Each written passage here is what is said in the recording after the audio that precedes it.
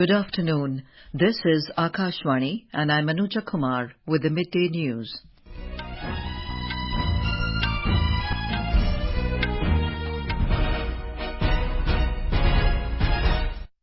The headlines.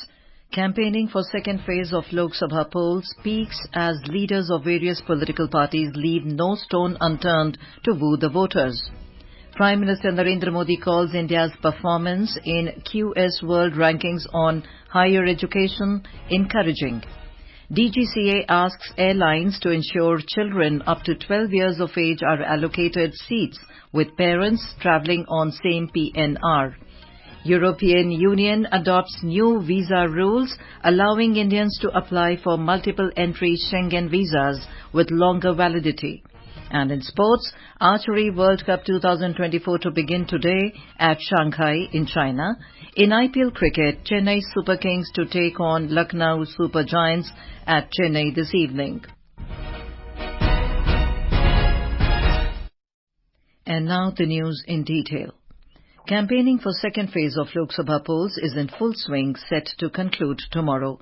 Leaders of various political parties are holding multiple rallies across the country to woo the voters. Polling for this phase will take place in 89 constituencies of 13 states and union territories. Prime Minister and senior BJP leader Narendra Modi has accused Congress of doing appeasement and vote bank politics.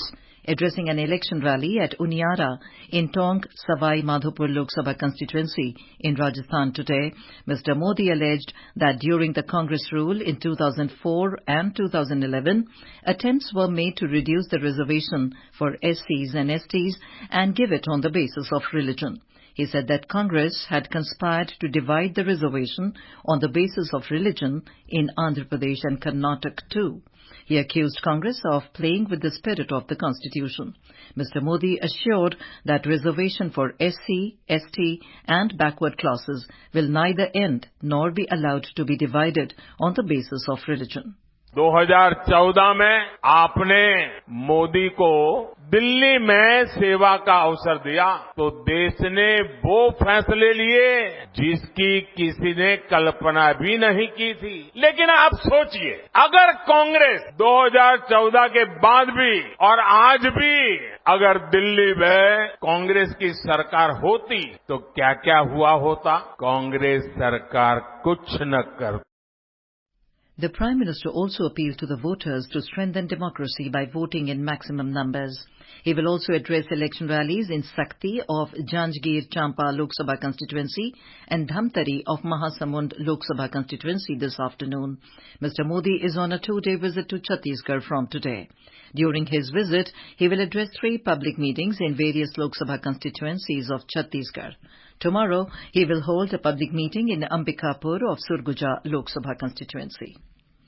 Union Minister and senior BJP leader Amit Shah will take part in a roadshow in Bengaluru this evening, which will traverse from Bomanhalli near Hosur Road to IIMB on Banerghatta Road.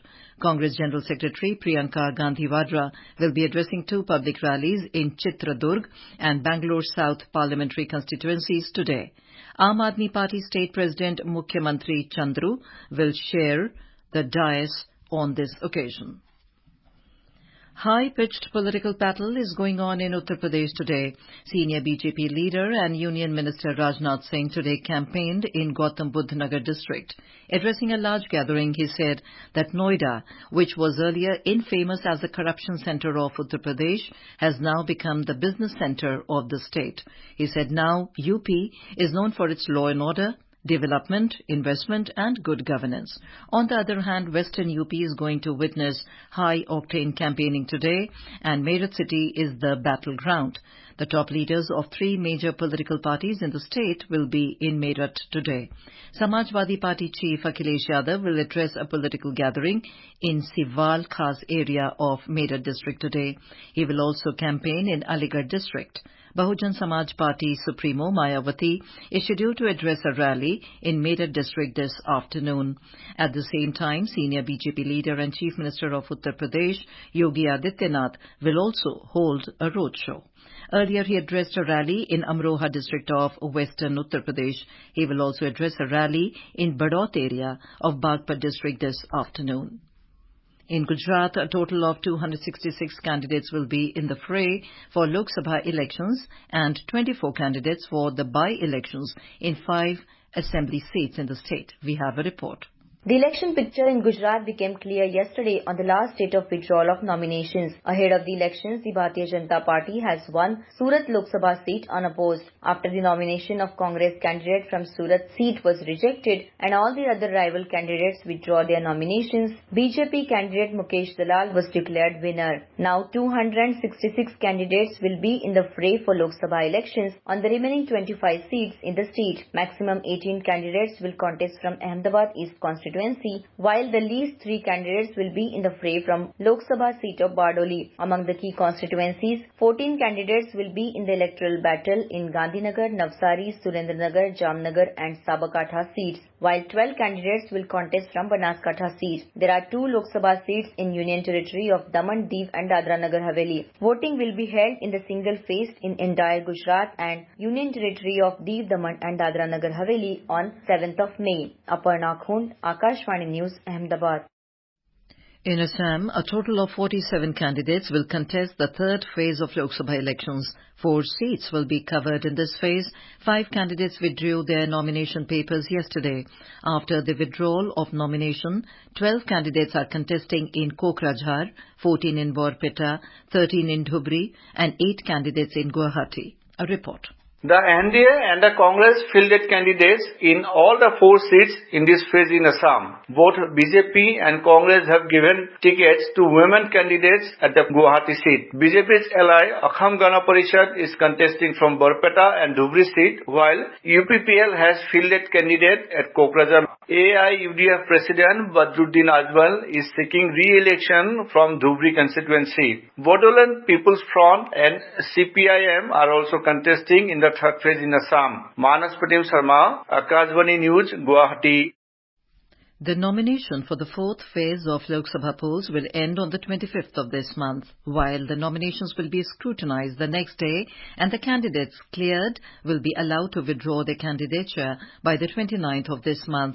A total of 96 Lok Sabha seats in 10 states and union territories will go to polls in this phase on the 13th of next month, including Uttar Pradesh, Madhya Pradesh, Maharashtra, Bihar, Jharkhand, Odisha, West Bengal, Andhra Pradesh, Telangana, and Jammu and Kashmir. In our series covering profiles of key constituencies across states and union territories during the Lok Sabha elections, today we bring a report on Yavatmal-Washim Lok Sabha constituency of Maharashtra. More from our correspondent. In Maharashtra, the Yavatmal-Washim constituency in western Vidarbha will see a direct electoral fight between the 2 factions of Shiv Sena. The sitting MP who represented this constituency for 5 consecutive terms, Bhavna Gowdi, who represents the Shiv Sena Shinde faction, is denied the candidature. At the same time, Rajashri Patil, the wife of Hingoli's Shiv Sena MP Hemant Patil, is given the candidature. Sanjay Deshmukh, the candidate from Shiv Sena Uddhav Balasaheb Thackeray faction, is contesting for the first time from this constituency. A total of 17 candidates are in the electoral fray. Vanchit Bahujan Aghadi candidate Abhijit Pawar's candidature has been rejected due to errors. Party has announced its support for Samanak Party candidate Anil Rathod. Former MP Haribabu Rathod from Bahujan Samaj Party is also in the fray as a candidate. Campaigning for Yavatmal-Washim Lok Sabha constituency is in the final stage as prominent political leaders like Aditya Thackeray, Rohit Pawar and Uddhav Thackeray held campaign meetings for the Shiv Sena Thackeray faction's candidate Sanjay Deshmukh, while Chief Minister Eknath Shinde and Deputy Chief Minister Devendra Fadnavis hold rallies for their candidate Rajashri Patil. Dhananjay Wankhede, Akashvani News, Nagpur.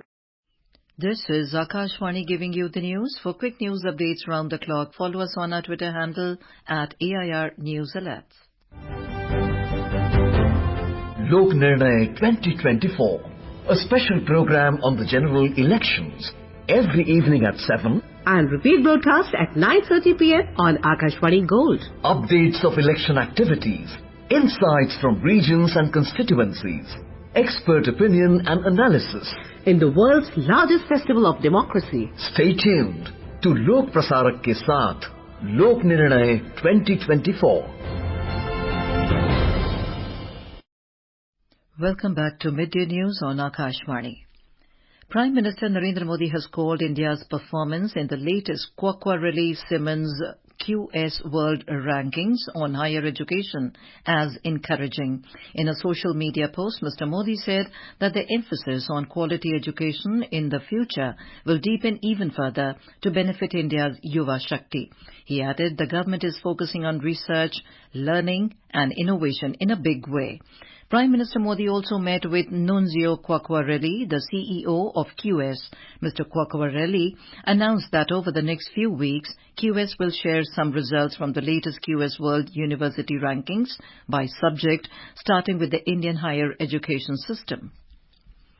The Directorate General of Civil Aviation has asked the airlines to ensure that children up to age of 12 years are allocated seats with their parents and guardians who are travelling on the same PNR. According to the DGCA's statement, various instances came to its notice wherein children below the age of 12 years were not seated along with their parent or guardian. It said the existing air transport circular has been suitably modified. The European Union, EU, has adopted new visa rules that will allow frequent travellers from India to apply for multiple entry Schengen visas with longer validity, easing travel to 29 European countries. Announced by the EU delegation to India and Bhutan yesterday, the rules will make it easier for regular Indian travellers to get the visa under the new cascade regime. The 2-year visa will normally be followed by a 5-year visa if the passport has sufficiently validity remaining. It added that during the validity period of these visas, holders will enjoy travel rights equivalent to visa-free nationals.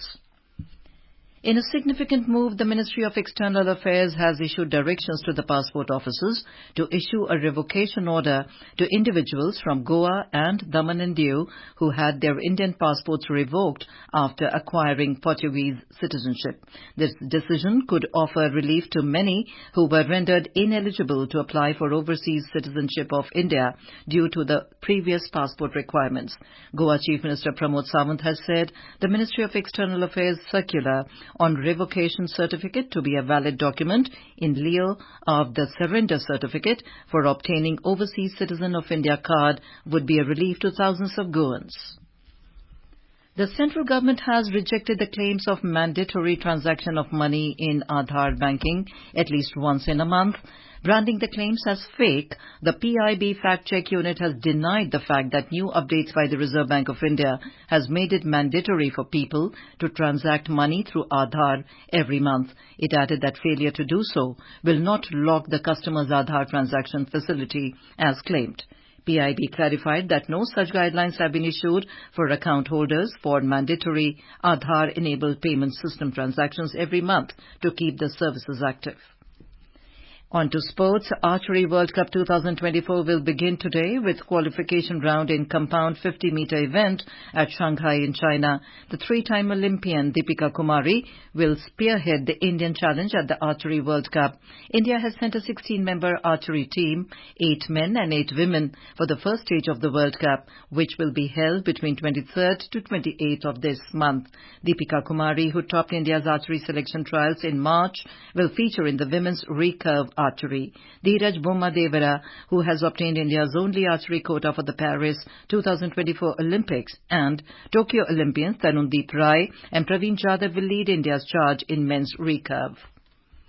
In IPL Cricket, Chennai Super Kings will take on Lucknow Super Giants at the M.A. Chitambram Stadium in Chennai today. The match will start at 7:30 p.m. And now, before we end the bulletin, the headlines once again. Campaigning for second phase of Lok Sabha polls peaks as leaders of various political parties leave no stone unturned to woo the voters. Prime Minister Narendra Modi calls India's performance in QS World Rankings on higher education encouraging.